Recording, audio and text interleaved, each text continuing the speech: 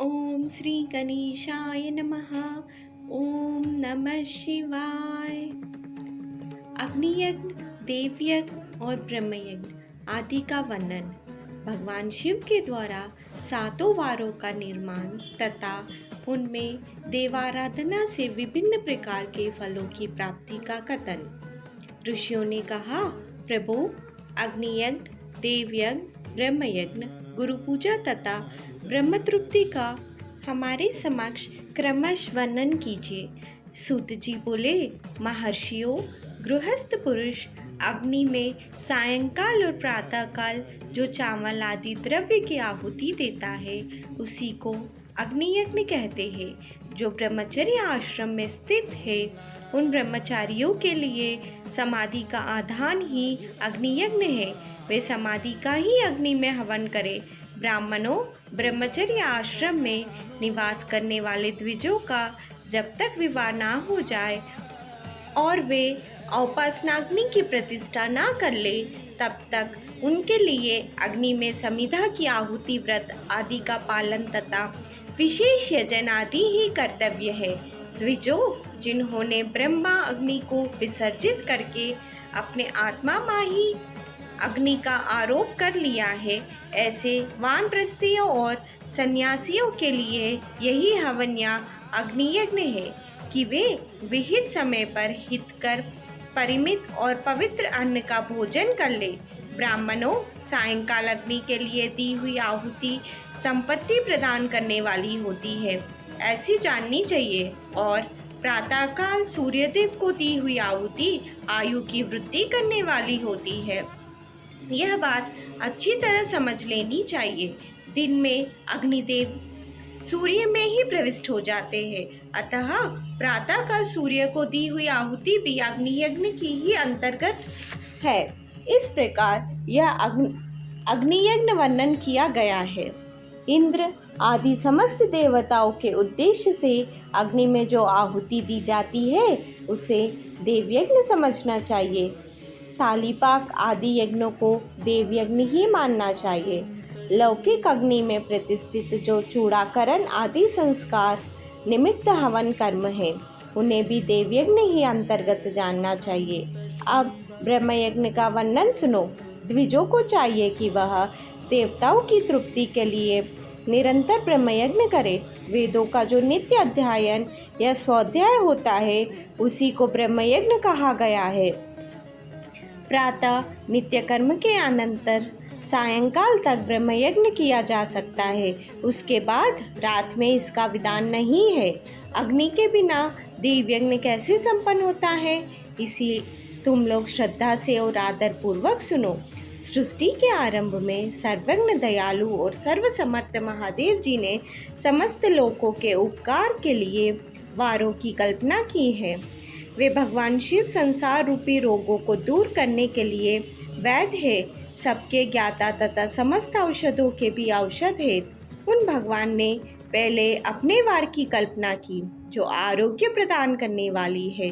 तत्पश्चात अपनी माया शक्ति का वार बनाया जो संपत्ति प्रदान करने वाला है। जन्म काल में दुर्गतिग्रस्त बालक की रक्षा के लिए उन्होंने कुमार के वार की कल्पना की। तत्पश्चात सर्वसमर्थ महादेव जी ने आलस्य और पाप की निवृत्ति तथा समस्त लोगों का हित करने की इच्छा से लोक रक्षक भगवान विष्णु का वार बनाया। इसके बाद सबके स्वामी भगवान शिव ने पुष्टि और रक्षा के लिए आयुकर्ता त्रिलोक रष्टा परमेष्टि ब्रह्मा का आयुष्कारक वार बनाया, जिससे संपूर्ण जगत की आयुष की सिद्धि हो सके।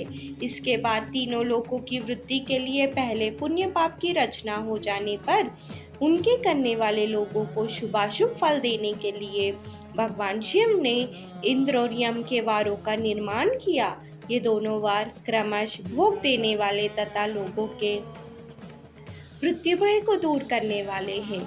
इसके बाद सूर्य आदि 7 ग्रहों को जो अपने ही स्वरूपभूत तथा प्राणियों के लिए सुख दुख के सूचक है, भगवान शिव ने उपयुक्त 7 वारों का स्वामी निश्चित किया। वे सब के सब ग्रह नक्षत्रों के ज्योतिर्मय मंडल में प्रतिष्ठित है। शिव के वार या दिन के स्वामी सूर्य है। शक्ति संबंधी वार के स्वामी सोम है। कुमार संबंधी दिन के अधिपति मंगल है। विष्णुवार के स्वामी बुध है। ब्रह्मा जी के वार के अधिपति बृहस्पति है। इंद्रवार के स्वामी शुक्र और यमवार के स्वामी शनिश्चर है। अपने अपने वार में की हुई उन देवताओं की पूजा उनके अपने अपने फल को देने वाली होती है। सूर्य आरोग्य के और चंद्रमा संपत्ति के दाता है। मंगल व्याधियों के निवारण करते हैं।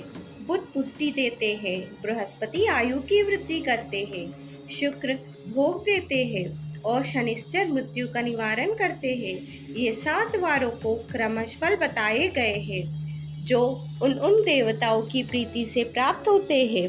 अन्य देवताओं की भी पूजा का फल देने वाला भगवान शिव ही है। देवताओं की प्रसन्नता के लिए पूजा की 5 प्रकार की पद्धति बताई गई है। उन देवताओं के मंत्रों का जप यह पहला प्रकार है। उनके लिए होम करना दूसरा, दान करना तीसरा तथा तप करना चौथा प्रकार है। किसी वेदी पर प्रतिमा में, अग्नि में अथवा ब्रह्मा के शरीर में आराध्य देवता की भावना करके 16 उपचारों से उनकी पूजा या आराधना 5वां प्रकार है। इनमें पूजा के उत्तरोत्तर आधार श्रेष्ठ है। पूर्व के अभाव में उत्तरोत्तर आधार का अवलंबन करना चाहिए।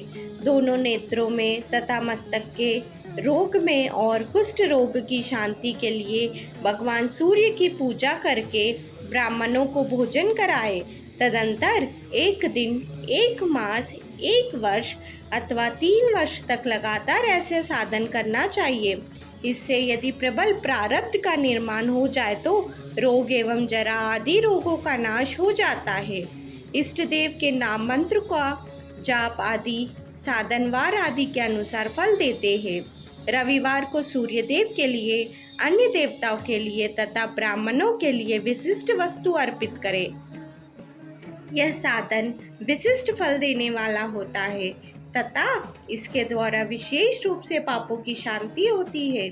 सोमवार को विद्वान पुरुष संपत्ति की प्राप्ति के लिए लक्ष्मी आदि की पूजा करें तथा सपत्निक ब्राह्मणों को घृतपक अन्न का भोजन कराए।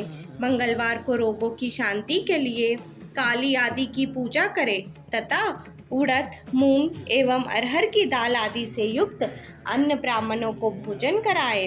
बुधवार को विद्वान पुरुष दधि युक्त अन्न से भगवान विष्णु का पूजन करे। ऐसे करने से सदा पुत्र, मित्र और कलत्र आदि की पुष्टि होती है। जो दीर्घायु होने की इच्छा रखता हो वो गुरुवार को देवताओं की पुष्टि के लिए वस्त्र, यज्ञोपवीत तथा घृत मिश्रित खीर से यजन पूजन करे। भोगों की प्राप्ति के लिए शुक्रवार को एकाग्रचित होकर देवताओं का पूजन करे और ब्राह्मणों की तृप्ति के लिए षड्रस युक्त अन्न दे। इसी प्रकार स्त्रियों की प्रसन्नता के लिए सुंदर वस्त्र आदि का विधान करे। शनिश्चर अपमृत्यु का निवारण करने वाला है। उस दिन बुद्धिमान पुरुष रुद्र आदि की पूजा करे। तिल के होम से, दान से देवता को संतुष्ट करके ब्राह्मणों को तिल मिश्रित अन्न भोजन कराए। जो इस तरह देवताओं की पूजा करेगा वह आरोग्य आदि फल का भागी होगा। देवता को नित्य पूजन, विशेष पूजन, स्नान, दान, जप, होम तथा ब्राह्मण तर्पण आदि में एवं रवि आदि वारों में विशेष तिथि और नक्षत्रों में योग प्राप्त होने पर विभिन्न देवताओं के पूजन में सर्वज्ञ जगदीश्वर भगवान शिव ही उन देवताओं के रूप में पूजित हो सब लोगों को आरोग्य आदि फल प्रदान करते हैं। देश, काल, पात्र, द्रव्य, श्रद्धा एवं लोक के अनुसार उनके तारतम्य क्रम का ध्यान रखते हुए महादेव जी आराधना करने वाले लोगों को आरोग्य आदि फल देते हैं। शुभ के आरंभ में और अशुभ के अंत में तथा जन्म नक्षत्रों के आने पर गृहस्थ पुरुष अपने घर में आरोग्य आदि की समृद्धि के लिए सूर्य आदि ग्रहों का पूजन करे। इससे सिद्धि है कि देवताओं का यजन संपूर्ण अभिष्ट वस्तुओं को देने वाला है।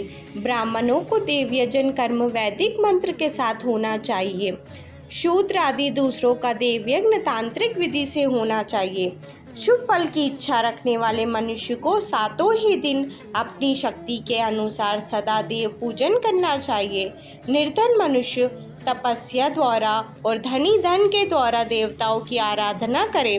वह बार बार श्रद्धापूर्वक इस तरह के धर्म का अनुष्ठान करता है और बारंबार पुण्य लोक में नाना प्रकार के फल भोगकर पुनः इस पृथ्वी पर जन्म ग्रहण करता है। धनवान पुरुष सदा भोग सिद्धि के लिए मार्ग में वृक्षादि लगाकर लोगों के लिए छाया की व्यवस्था करता है। जलाशय, कुआं, बावली और पोखरे बनवाए। वेद शास्त्रों की प्रतिष्ठा के लिए पाठशाला का निर्माण करे तथा अनन्य प्रकार से ही धार्मिक संग्रह करते रहे। धनी को यह सब कार्य सदा ही करते रहना चाहिए। समय अनुसार पुण्य कर्मों के परिपाक से अंतःकरण शुद्ध होने पर ज्ञान की सिद्धि हो जाती है। द्विजों, जो इस अध्याय को सुनता, पढ़ता अथवा सुनने की व्यवस्था करता है उसे देवयज्ञ का फल प्राप्त होता है। ओम नमः शिवाय।